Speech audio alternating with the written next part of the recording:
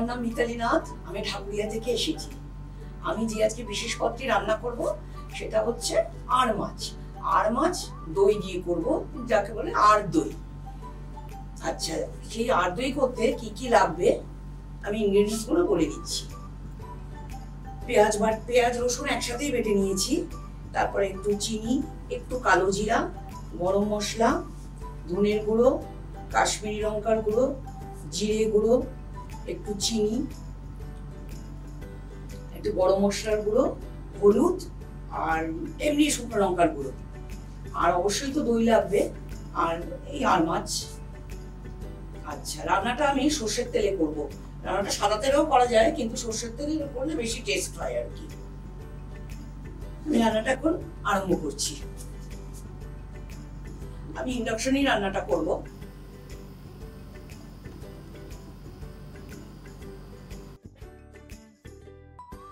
এই 2 চামচের মতন আমি একটু নুন দিলাম, 2 চামচ হলুদ দিয়ে মাছটাকে একটু ম্যারিনেট করে নিচ্ছি। আচ্ছা, এই আড় মাছটা কিন্তু যখন কড়াইতে দেবো তখন ছিটবে, সেই জন্য আমি একটু সর্ষের তেল মাখিয়ে নেব।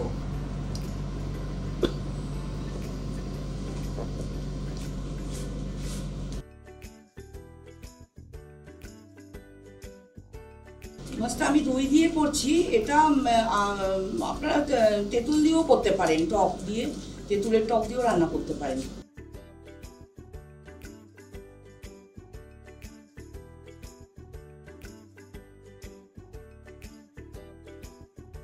মাছটা ভাজা হয়ে গেছে, এবার আমি মাছটা তুলে নিচ্ছি।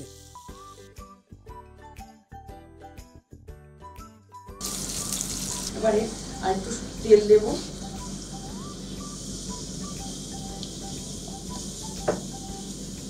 এবারে আমি একে একে ইনগ্রেডিয়েন্টসগুলো দেব। প্রথমে দিচ্ছি পেঁয়াজ আর আদা বাটা। প্রথমে একটু কালো জিরা দিতে হবে, একটুখানি সামান্য কালো জিরা।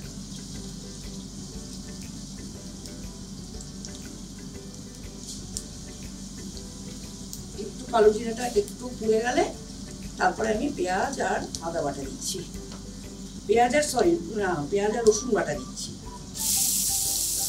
2 চামচ দিচ্ছি, 2 চামচ।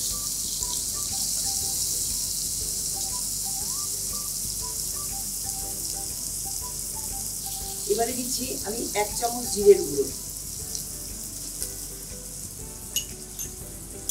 এবারে দিচ্ছি 1 চামচ ধনের গুঁড়ো।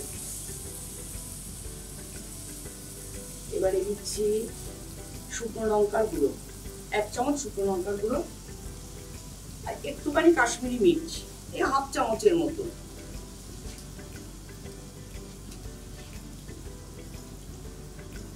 আর 1.5 চামচ নুন, আর মাছটা একটু নুন মাখিয়ে নিয়েছি।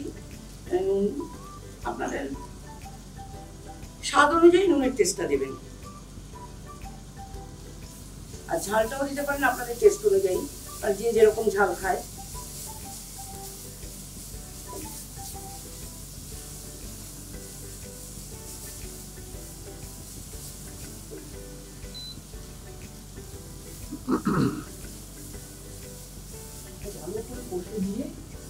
ভালো করে কষে নিয়ে একটু লাল লাল হবে যখন, তখন একটু জল দিয়ে দেব।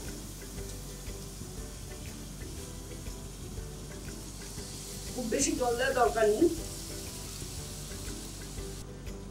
একটু গামাখা হবে, তা বেশিক্ষণ ফোটার দরকার নেই। আমি মাছটা দিব, মাছটা দিয়ে যতটা মাছটা মানে একটু মাখা হয় দিয়ে তারপরে আমি দইটা দিয়ে দেবো।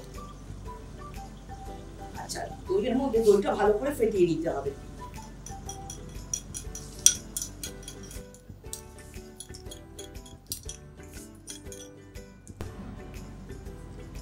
আর একটু গরম মশলা দইটার মধ্যে, এই 1/2 চামচের মতো।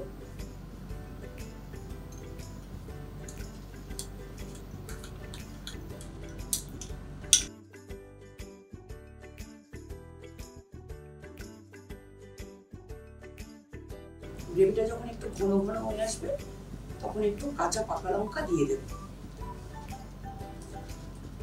আপনারা যে যেরকম ঝাল খান সেরকম অনুযায়ী দেবেন। এবার আমি মাছগুলো দিয়ে দেবো।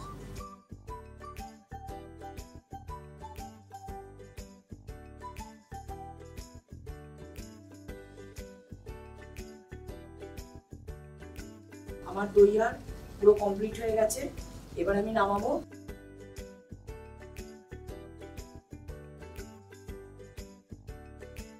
দই আর পুরো রেডি,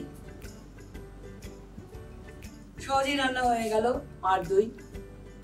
এবার আপনারাও বাড়িতে বানান, বাড়িতে বানিয়ে দেখুন কেমন হয়েছে, কেমন লাগলো। আর হ্যাংলা হেসেলের ফেসবুকে গিয়ে লাইক করুন, শেয়ার করুন আর সাবস্ক্রাইব করবেন আর আমাকে কমেন্টসে জানাবেন। আজ আসি।